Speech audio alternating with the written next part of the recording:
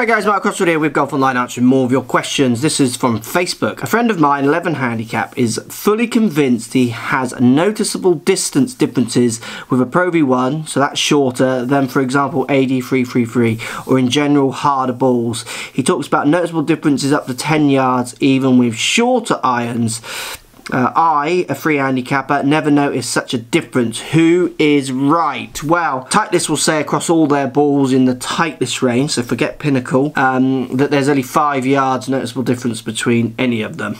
So it's tiny. That's not measurable. 5 yards, you'd have to hit so many shots to find 5 yards. I have not noticed a difference between, say, AD333 and Pro V1 in distance at all. So many people relate these things to the sound as they hit the ball. They do make a different sound, and some might feel harder and softer, and then they equate that to more distance. They just work these things into their head. I would say you are more right on my experience. Now, if you start going to other balls outside of the Titleist range, so like the harder balls like Pinnacle, I mean, if you use an Ultra, I don't know if they still make Ultras, do they? But those kind of rock solid balls, you might see a difference in spins and then in turn distances as well. But if you're shopping down at that end of the ball market, then I think you're not going to notice any difference anyway, because usually the standard of strike is going to be so varied that you'd find it hard to get any pattern. I personally, difference between something like AD333 and Pro V1, Pro V1X, no distance differences at all. I would say it's something they're more working in. I saw it a lot in my pro shop days, people saying some